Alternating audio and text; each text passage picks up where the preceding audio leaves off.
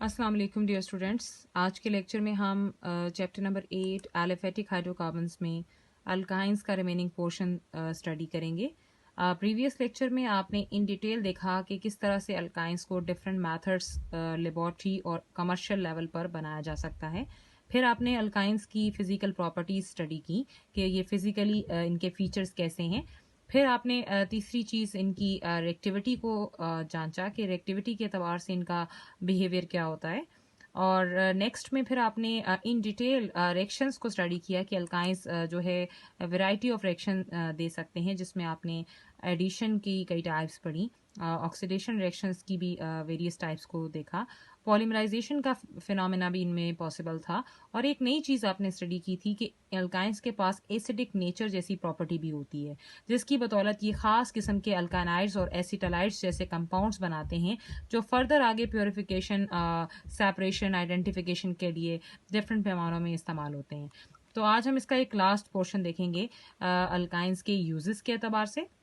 Uses of alkynes के हवाले से बात की जाए तो ये इंतहाई इम्पॉर्टेंट हैं, शॉर्ट क्वेश्चन के तौर पर पूछ लिए जाते हैं, या किसी लॉन्ग क्वेश्चन के पार्ट में अगर एक पार्ट 4 नंबरों में आ भी जाए तो यूजेस वो दे सकता है आपको, तो आपने हर लिहाज से देखना है। यूजेस ऑफ अल्काइंस में जो पहला यूज है, ethyne is used in oxy acetylene torch. Oxy acetylene torch पर बात करने से पहले आपको याद करवा दिया जाए कि आपने अल्काइंस का कंबशन का बिहेवियर पढ़ा था, जहां हमने ये बात की थी कि अल्काइंस जो है कंबशन के दौरान हाई जो है टेम्परेचर प्रोड्यूस करते हैं, और उस हाई टेम्परेचर प्रोड्यूस करने की बदौलत ही इसे एज अ हीटिंग सोर्स इस्तेमाल किया जाता है। ये ऑक्सीएसिटाइलिन टॉर्च बेसिकली एक हीटिंग सोर्स है, जिसमें मेन इंग्रेडिएंट होता है आपका इथाइन, जिसे एसिटाइलिन भी कहते हैं, जो ईंधन के तौर पर ऑक्सीजन के साथ इस्तेमाल होता है। क्यों इस्तेमाल होता है? ताकि हाई टेम्परेचर क्रिएट किया जा सके, और उस हाई टेम्परेचर से फर्दर कौन से मकासद हासिल किए जाते हैं, which is in turn use for welding and cutting of metals, जो फिर बाद में वेल्डिंग और कटिंग पर्पसेस के लिए मेटल्स को जो है ये कट करने के लिए इस्तेमाल किया जाता है। Second use है, it is used for the preparation of alcohols, acetic acid and acetaldehyde। जहाँ ये हाई टेम्परेचर प्रोड्यूस कर रहा है, वहाँ पे ये खास किस्म के केमिकल्स को भी प्रोड्यूस करता है। ये अल्कोहल, एसिटिक एसिड और एसिटल्डिहाइड ये खास स्पेशल कंपाउंड्स हैं जो बहुत सारी वैरायटी ऑफ प्रोडक्ट्स बनाते हैं, जैसे कि मजीद आप आगे चैप्टर्स में इनकी अफादियत को भी देखेंगे। थर्ड हमारे पास है, it is use for the manufacturation of the polymers. आपने रिएक्शन के एतबार से देखा कि अल्काइंस के रिएक्शन में पॉलीमराइजेशन भी शामिल है, तो उसी पॉलीमराइजेशन के प्रोसेस से ये कुछ पॉलीमर्स क्रिएट करते हैं जो नहायत ही अहमियत के हामिल हैं, जैसे कि PVC, polyvinyl chloride, polyvinyl acetate, polyvinyl ethers, Orlon and neoprene rubber. ये नियोप्रीन रबर आपने एसिटाइलिन से बनता हुआ देखा था बाय रिएक्शन, जिसमें आपने एसिटाइलिन का इस्तेमाल करके पहले क्लोरोप्रीन बनाई थी और फिर नियोप्रीन बनाई थी। फोर्थ हमारे पास यूज है, it is use to prepare the acetylene tetrachloride. ये एसिटाइलिन टेट्राक्लोराइड बनाने में भी इस्तेमाल होता है, जो कि एक सॉल्वेंट है जिसका इस्तेमाल वार्निशेस और रेजन्स और रबर में होता है, तो ये भी इसका एक अहम यूज़ है। लास्ट में फिफ्थ यूज़ है, it is use for the artificial ripening of fruits. तो ये राइपनिंग ऑफ फ्रूट्स में भी इस्तेमाल होता है। तो ये जो है मेन इसके अल्काइंस के यूजेस थे जो आपसे पूछ लिए जाते हैं, चाहे वो 2 यूजेस हों चाहे 4 यूजेस हों, तो वो आपके क्वेश्चन की डिमांड के अकॉर्डिंग आप करेंगे।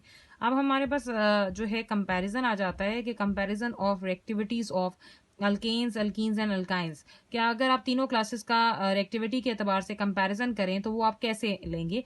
वैसे आपने हर क्लास को इंडिविजुअली रिएक्टिविटी के एतबार से इन डिटेल स्टडी किया हुआ है, और कंपैरिजन में हम ज़रा मज़ीद कुछ पॉइंट्स पर बात करेंगे। सबसे पहली जो क्लास है वो है अल्केन्स। अल्केन्स के एतबार से बात की जाए तो जब भी अल्केन्स का नाम आता है तो वार्निंग के लिहाज से इसमें आपके पास सिंगल बॉन्ड्स होते हैं सारे, और सिंगल बॉन्ड्स में कौन सा बॉन्ड होता है? Sigma bond. सिर्फ और सिर्फ सिग्मा बॉन्ड मौजूद है, और sigma bond is very difficult to break. इसे ब्रेक करना मुश्किल होता है। In addition to these two factors play a significant role in the least reactivity of alkanes. इसके अलावा के दो अहम फैक्टर्स हैं जो आपके पास अल्केन्स की लीस्ट एक्टिविटी को शो करते हैं, जिसमें पहला है नॉन पोलर नेचर और दूसरा है इनर्टनेस ऑफ सिग्मा बॉन्ड। यानी नॉन पोलर नेचर और इनर्टनेस ऑफ सिग्मा बॉन्ड ये दो अहम फैक्टर्स हैं जो अल्केन्स को लीस्ट रिएक्टिव बनाते हैं। तो hence alkanes are least reactive than alkenes and alkynes, यानी अल्केन्स का कंपैरिजन किया जाए तो ये अल्कीन और अल्काइन की निस्बत कम रिएक्टिव होते हैं। तो ये अल्केन्स की रिएक्टिविटी का ऑर्डर होगा। सेकंड में हमारे पास जो दूसरी क्लास है वो है इन अल्कीन्स। अल्कीन्स की बात की जाए तो इनमें एक डबल बॉन्ड मौजूद होता है, double bond is present in it, it consist of 1 sigma and 1 pi bond. तो डबल बॉन्ड में जब भी आप देखें तो एक सिग्मा और एक पाई बॉन्ड होता है। अब जो पाई बॉन्ड है उसमें जो आपके पास उसकी नेचर की बात की जाए अल्कीन्स के एतबार से, तो आपने हाइब्रिडाइजेशन में भी स्टडी किया, आपने डायग्रामेटिकली भी देखा है प्रीवियस लेक्चर्स के अंदर कि pi bond in alkenes is not only weak, ये ना सिर्फ वीक होता है जबकि इसमें मौजूद होते हैं इलेक्ट्रॉन्स जिन्हें हम पाई इलेक्ट्रॉन्स कहते हैं, but its electrons are more expose to an attack by an electrophilic reagent. तो इनके जो इलेक्ट्रॉन्स होते हैं वो ज्यादा एक्सपोज होते हैं कि वो उन पर आसानी से जो है अटैक हो सकता है किसी भी इलेक्ट्रोफिलिक रिएजेंट का। अब इलेक्ट्रोफिलिक रिएजेंट के बारे में आपने कई दफा सुना है कि ये ऐसे रिएजेंट्स होते हैं जो इलेक्ट्रॉन की तलाश में होते हैं, और अल्कीन एक ऐसा गढ़ है जिसमें पाई इलेक्ट्रॉन पहले से ही एक्सपोज हैं, तो वो इजीली अवेलेबल होंगे तो अटैक भी रेडिली होगा। तो both these factors make the alkenes a very reactive class of compounds. तो इस एतबार से अल्कीन्स एक रिएक्टिव क्लास ऑफ कंपाउंड से ताल्लुक रखते हैं जब उनकी नेचर को असेस किया जाता है। नेक्स्ट है इन अल्काइंस। अल्काइंस के हवाले से बात की जाए तो एक ट्रिपल बॉन्ड मौजूद है। ट्रिपल बॉन्ड में अगर हम देखें तो triple bond consist of 1 sigma and 2 pi bonds. इसमें एक सिग्मा होता है और 2 पाई बॉन्ड्स होते हैं। And due to consist of 1 sigma and 2 pi bonds, इसमें एक सिग्मा होता है और 2 पाई बॉन्ड्स होते हैं। And due to the high electron density between the carbon atoms, बहुत ज्यादा इलेक्ट्रॉन डेंसिटी होती है कार्बन एटम्स के दरमियान, तो होता क्या है उसके नतीजे में these come close to each other. Rich electron density है तो कार्बन एटम्स एक दूसरे के करीब आ जाते हैं and bond length become shorter, और ये रिच इलेक्ट्रॉन डेंसिटी की वजह से बॉन्ड लेंथ क्या हो जाती है, सुगड़ जाती है, शॉर्टर हो जाती है, और उसके नतीजे में क्या होगा, hence pi electrons of a triple bond are less expose. तो जो ट्रिपल बॉन्ड में मौजूद थे पाई इलेक्ट्रॉन्स वो ज्यादा एक्सपोज नहीं हो पाएंगे, तो वो जब ज्यादा एक्सपोज नहीं हो पाएंगे and they are not available to be attacked by the electrophilic reagents, तो जब वो एक्सपोज नहीं होंगे वो धंसे रहेंगे, आपने उसका स्ट्रक्चर हाइब्रिडाइजेशन में भी देखा था इथाइन की सूरत में, तो वो अवेलेबल नहीं होंगे। जब वो अवेलेबल नहीं होंगे तो किसी भी इलेक्ट्रोफिलिक रिएजेंट का अटैक उन पर आसानी से नहीं हो सकता, तो जब अटैक आसानी से नहीं होगा तो रिएक्टिविटी आपके पास कम हो जाती है। तो यही वजह है कि कम रिएक्टिव होते हैं। Although alkynes contain 2 pi bonds, इसमें 2 पाई बॉन्ड्स हैं, फिर भी ये लेस रिएक्टिव हैं than alkenes towards the electrophilic reagents. और उसकी वजह बेसिकली इनका बिहेवियर है कि इनके अंदर क्योंकि बहुत ज्यादा हाई इलेक्ट्रॉन डेंसिटी है जो कार्बन और कार्बन को एक दूसरे के करीब खींच लेती है, और जिसकी वजह से बॉन्ड लेंथ शॉर्टर हो जाती है और अटैक पॉसिबल नहीं हो पाता। तो इन तमाम फैक्टर्स को देखते हुए हम अगर एक रिएक्टिविटी ऑर्डर को देखें तो वो क्या बनेगा, the general decreasing reactivity order of alkanes alkenes and alkynes towards the electrophilic reagent is, सबसे ज्यादा अल्कीन्स, फिर आपके पास उसके सेकंड नंबर पर अल्काइंस और थर्ड नंबर पर अल्केन्स आ जाते हैं। तो ये कंपैरिजन में सबसे इंपॉर्टेंट आपके पास अल्कीन्स आ जाते हैं जो सबसे ज्यादा रिएक्टिव हैं। एमसीक्यू के पॉइंट ऑफ व्यू से भी आपसे पूछ सकता है या वो ऑर्डर के पॉइंट ऑफ व्यू से भी आपसे पूछ सकता है कि क्या ऑर्डर है। However alkynes are more reactive than alkenes toward nucleophilic reagents. इसके अलावा अगर आप अल्काइंस की नेचर देखें तो ये आपके पास सिर्फ उसी सूरत में ज्यादा रिएक्टिव होते हैं जब कोई अटैक किसी न्यूक्लियोफिलिक रिएजेंट का हो, और न्यूक्लियोफिलिक रिएजेंट वो रिएजेंट होते हैं which is in search of the nucleus, जो पॉजिटिव सेंटर की तलाश में होते हैं, तो अल्काइंस उन सूरत में बहुत ज्यादा रिएक्टिव होते हैं। तो ये तो कंपैरिजन था रिएक्टिविटी के हवाले से। इसमें भी शॉर्ट क्वेश्चन आपसे पूछा जा सकता है कि बताएं कि अल्केन्स सबसे कम रिएक्टिव क्यों है, तो तब आप उनकी रीजंस लिखेंगे, इन डिटेल लिखेंगे कि इनर्टनेस ऑफ सिग्मा बॉन्ड है और नॉन पोलर नेचर है जो आपने इंडिविजुअली भी स्टडी किया। अगर वो कंपैरिजन पूछ ले अल्कीन्स का अल्केन से कि अल्कीन ज्यादा रिएक्टिव क्यों है, तो आप अल्कीन की वजह बताएं कि वो ज्यादा रिएक्टिव क्यों है, और अल्केन को शॉर्टली बताएं कि उसमें भी 2 फैक्टर्स हैं जो उसे कम रिएक्टिव बना रहे हैं। और अगर आपका कंपैरिजन अल्कीन और अल्काइन का आ जाए तो आप फिर अल्कीन और अल्काइन पर ही रहेंगे और उसी के हवाले से आप कंपेयर करके ऑर्डर लिख देंगे, तो ऑर्डर भी आप साथ शो करेंगे जो जिसका क्वेश्चन आपसे डिमांड किया जाएगा। तो इस तरह से आप ये कंपैरिजन जो है तीनों क्लासेस का शो कर सकते हैं। अब हमारे पास ये जो थ्योरी का मेन पोर्शन है वो हमारा हो गया है कंप्लीट। चैप्टर 8 के तमाम क्लासेस के हवाले से। अब एक्सरसाइज के कुछ रेलिवेंट क्वेश्चंस हैं जो हम देखेंगे इस लेक्चर में भी और नेक्स्ट लेक्चर के अंदर भी, और रेलिवेंट क्वेश्चन हम जो है वो स्टडी भी करेंगे कन्वेंस के एतबार से। एक बड़ा ही खास क्वेश्चन है जो हमने प्रीवियस लेक्चर स्टडी किया और उसमें एक खास किस्म के केमिकल टेस्ट स्टडी किए थे, उसके एतबार से एक क्वेश्चन है जिसका पहले भी हम एक दो पार्ट कर चुके हैं। तो आज हम मजीद उस क्वेश्चन को देख लेते हैं। Question number 22, describe how you could distinguish ethane, ethene and ethyne from one another by means of chemical reaction. कि वो आपसे कहता है कि आप किस तरह से डिस्टिंग्विश कर सकते हैं इथेन, इथीन और इथाइन की क्लास में किसी भी केमिकल रिएक्शन के सहारे के साथ। तो इस क्वेश्चन में आपने पहले जो कंपैरिजन पढ़ा था वो इथेन और इथीन का कंपैरिजन पढ़ा था। आज हमने क्योंकि अल्काइन की क्लास को भी कंप्लीट कर लिया है, तो हम अल्काइन की क्लास को बारी बारी इन दोनों के साथ one by one with the help of the reaction जो है कंपेयर करेंगे और देखेंगे कि कैसे कंपैरिजन प्रोसीड करता है।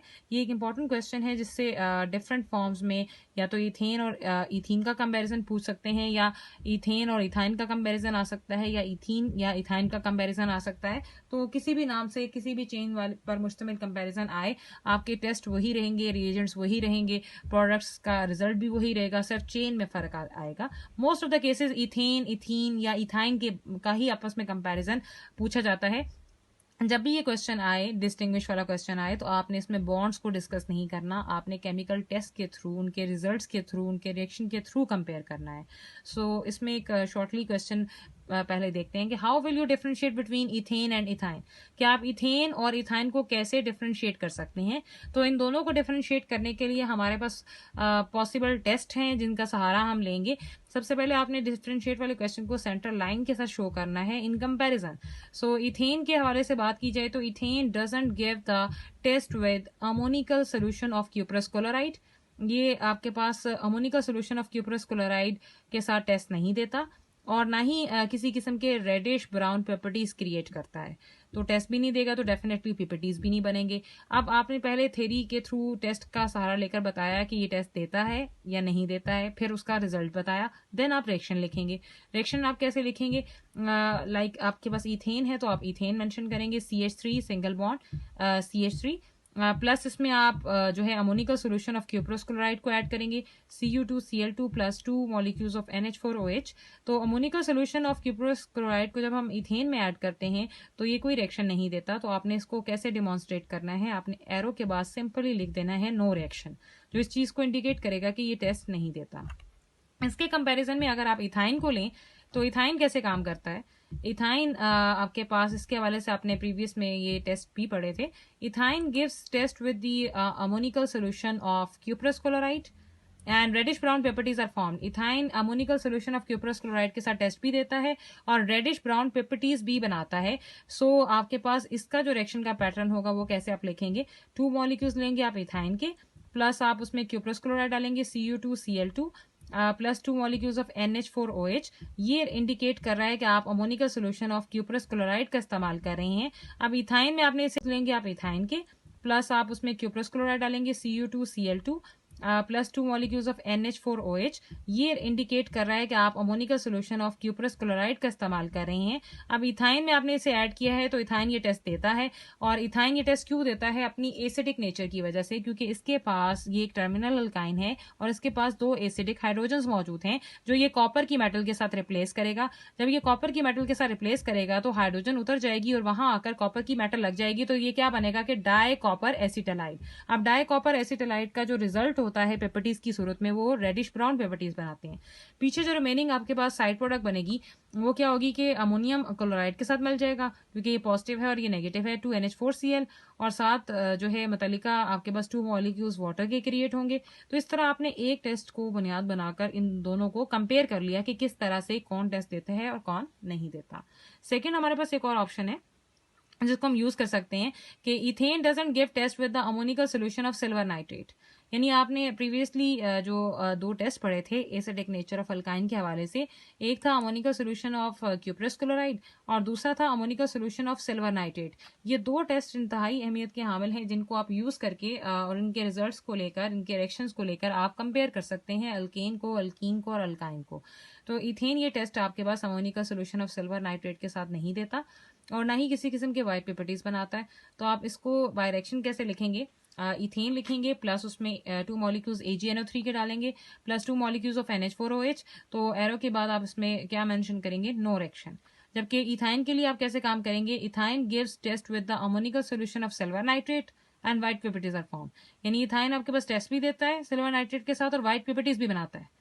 तो AC ट्रिपल बॉन्ड CH आप इथाइन को लेंगे और उसमें 2 मॉलिक्यूल्स ऐड करेंगे सिल्वर नाइट्रेट के 2 AgNO3 plus 2 molecules of NH4OH, और ये इंडिकेट कर रहा है कि आप यूज कर रहे हैं ammoniacal solution of silver nitrate को इन अल्काइन। अब क्या होगा, क्योंकि अल्काइन के पास एसिडिक नेचर है और एसिडिक हाइड्रोजन्स हैं, तो ये एसिडिक हाइड्रोजन रिप्लेस हो जाते हैं बाय द सिल्वर मेटल। दोनों हाइड्रोजन उतर जाएंगी, वहां आकर क्या लग जाएगा, सिल्वर। और आपके पास जो प्रोडक्ट बनेगी वो बनेगी Ag positive carbon negative triple bond, carbon negative और Ag पॉजिटिव। ये है आपके पास डाई सिल्वर एसिटालाइड, जिसके प्रॉपर्टीज होते हैं व्हाइट। और साथ जो आपके पास प्रोडक्ट बनेगी साइड, उसमें अमोनियम और नाइट्रेट मिलकर बनाते हैं अमोनियम नाइट्रेट। क्योंकि 2 मॉलिक्यूल्स प्रीवियसली यूज हो रहे हैं तो 2 मॉलिक्यूल्स ही जनरेट होंगे यहाँ पर भी। और साथ जो मतलिका आपके पास तीसरी प्रोडक्ट निकलेगी वो निकलेगी यहाँ से 2 हाइड्रोक्सिल्स और यहाँ से 2 हाइड्रोजन्स, वो मिलकर वाटर बना लेते हैं और 2 मॉलिक्यूल्स वाटर के क्रिएट हो जाते हैं सिस्टम के अंदर। तो इस तरह से आपने 2 टेस्ट का सहारा लेकर ammoniacal solution of silver nitrate and ammoniacal solution of cuprous chloride, ethane और इथाइन की क्लास को कंपेयर कर लिया। अब एक और क्वेश्चन भी इस कंपैरिजन में फॉल करता है, how will you differentiate between ethene and ethyne, कि आप किस तरह से इथीन और इथाइन को डिफरेंशिएट कर सकते हैं। अब कंपैरिजन अल्कीन और अल्काइन का है। पहले जो कंपैरिजन था उसमें दोनों में क्लास के एतबार से फर्क था, एक अल्केन थी और एक अल्काइन थी, यानी एक सैचुरेटेड सिस्टम था और एक अनसैचुरेटेड सिस्टम था। अब जो हम सिस्टम ले रहे हैं ये दोनों ही अनसैचुरेटेड सिस्टम है, तो इसमें हम कैसे जो है प्रोसीड करेंगे। तो कंपैरिजन है डेफिनेटली, तो आप सेंटर लाइन लगाएंगे, एक तरफ इथीन को मेंशन करेंगे, दूसरी तरफ इथाइन को मेंशन करेंगे। इथीन के लिए भी उन्हीं टेस्ट का दोबारा से सहारा लेंगे। पहला ऑप्शन आपके पास होगा कि ethene doesn't give test with the ammoniacal solution of cuprous chloride, यानी ये क्यूप्रस क्लोराइड के साथ उसके अमोनिकल सॉल्यूशन के साथ ये टेस्ट नहीं देती, क्यूप्रस क्लोराइड के साथ उसके अमोनिकल सॉल्यूशन के साथ ये टेस्ट नहीं देती और रेडिश ब्राउन प्रॉपर्टीज भी नहीं बनाती। तो आपने सिंपली क्या करना है, जिस तरह आपने इथेन के लिए टेस्ट लिखा था और रिएक्शन लिखा था, इसके लिए भी ऐसे ही लिखेंगे, यानी H2C double bond CH2 ethene plus उसमें आप क्यूप्रस क्लोराइड डाल रहे हैं Cu2Cl2 प्लस 2 NH4OH के मॉलिक्यूल्स ऐड हो रहे हैं और रिजल्ट में आप क्या करेंगे, नो रिएक्शन। जबकि इथाइन के लिए यही चीज कैसे आप मेंशन करेंगे, like ethyne gives the test with the ammoniacal solution of cuprous chloride, ये क्यूप्रस क्लोराइड के साथ टेस्ट भी देता है and reddish brown properties are formed, और रेडिश ब्राउन प्रॉपर्टीज भी बनाता है। तो आप इसमें टेस्ट कैसे लिखेंगे, 2 मॉलिक्यूल्स ऑफ इथाइन और plus Cu2Cl2 cuprous chloride plus 2 molecules of ammonium hydroxide NH4OH। तो ये अमोनिकल सॉल्यूशन हो जाएगा क्यूप्रस क्लोराइड का, क्योंकि आपके अल्काइन के पास 2 एसिडिक हाइड्रोजन्स हैं और ये दोनों एसिडिक हाइड्रोजन्स रिप्लेस हो सकती हैं हमारी कॉपर की मेटल के साथ। तो ये दोबारा आपके पास ये कॉपर पॉजिटिव कार्बन नेगेटिव फिर ट्रिपल बॉन्ड कार्बन नेगेटिव और कॉपर पॉजिटिव का कंपाउंड बनाएगा, जिसे हम डाई कॉपर एसिटालाइड कहते हैं, जिसके प्रॉपर्टीज होते हैं रेडिश ब्राउन। और पीछे जो रिमेनिंग प्रोडक्ट बनती है, यहाँ से पॉजिटिव अमोनियम और यहाँ से नेगेटिव क्लोराइड मिलकर क्या बनाएंगे, 2 अमोनियम क्लोराइड, और साथ जो OH के 2 ग्रुप्स थे यहाँ से और 2 हाइड्रोजन मिलकर क्या बनाते हैं, 2 मॉलिक्यूल्स ऑफ वाटर। तो इस तरह से जो है इथीन और इथाइन का कंपैरिजन आपने एक टेस्ट की बुनियाद पर किया, ammoniacal solution of cuprous chloride. Second option है हमारे पास कि हम जो है ammoniacal solution of silver nitrate का इस्तेमाल कर लें। तो उसमें काम कैसे होगा कि ethene doesn't give test with the ammoniacal solution of silver nitrate. एक तो ये इथीन जो है ammoniacal solution of silver nitrate के साथ टेस्ट भी नहीं देती और व्हाइट प्रॉपर्टीज भी नहीं बनते, white properties are not formed. तो रिएक्शन कैसे लिखेंगे, H2C double bond CH2 ethene है, उसमें आपने 2 मॉलिक्यूल्स ऐड कर दिए सिल्वर नाइट्रेट के प्लस 2 मॉलिक्यूल्स आपने ऐड कर दिए अमोनियम हाइड्रोक्साइड NH4OH के। तो अब ये ammoniacal solution of silver nitrate को रिप्रेजेंट कर रहा है, और चूंकि अल्कीन ये रिएक्शन नहीं दे रहा और कोई प्रॉपर्टीज नहीं बना रहा, तो आप एरो के बाद सिंपली रिएक्शन को कैसे डेमोन्स्ट्रेट करेंगे, नो रिएक्शन लिखेंगे, कि यानी ये रिएक्शन नहीं देता। अब यही चीज आप अल्काइन के लिए लिखें तो इथाइन में ये कंपैरिजन कैसे होगा कि इथाइन ये टेस्ट देता है, ethyne gives test with the ammoniacal solution of silver nitrate and white properties are formed. एक तो इथाइन ये टेस्ट भी देता है और व्हाइट प्रॉपर्टीज भी बनाता है। तो रिएक्शन को कंपैरिजन में आप कैसे लिखेंगे कि HC triple bond CH ethyne plus 2 molecules of silver nitrate plus 2 molecules of NH4OH, होगा क्या कि ये क्योंकि एसिडिक होती है तो ये दोनों हाइड्रोजन उतर जाएंगे और यहाँ पर आके सिल्वर अटैच हो जाएगी, और सिल्वर आपके पास फिर जब अटैच होगी तो Ag positive C negative, triple bond C negative Ag positive, यानी डाई सिल्वर एसिटालाइट प्रोड्यूस होगा जिसके पिपेटीज होते हैं व्हाइट। और साथ हमारे पास पॉजिटिव और नेगेटिव ग्रुप्स जो बनते हैं वो है अमोनियम नाइट्रेट NH4NO3, और साथ हमारे पास क्योंकि दो रिप्लेसेबल हाइड्रोजन्स यहाँ से रिप्लेस हुई हैं OH के साथ, तो 2 मॉलिक्यूल्स वाटर के क्रिएट हो गए। तो इस तरह से आपके पास जो है डाई सिल्वर एसिटालाइड यानी एसिटालाइट फॉर्मेशन होती है by the ammoniacal solution of silver nitrate solution. So इस तरह से आप ये दो दो केमिकल टेस्ट का सहारा लेकर अल्केन अल्कीन अल्कीन अल्काइन या अल्केन अल्काइन का आपस में कंपैरिजन कर सकते हैं। कंडीशन है कि टेस्ट भी लिखना है, उसकी कंडीशन भी बतानी है और रिएक्शन भी लिखना है, और ये तमाम चीज़ें तभी आपकी जो है आपके लिए आसान हो सकती हैं जब आप बार बार रिटन प्रैक्टिस करें। जितनी रिटन प्रैक्टिस ज़्यादा करेंगे उतना आपके लिए ईजी होगा अंडरस्टैंड करना और ज़्यादा रिजल्ट्स बेहतर होंगे। Best of luck.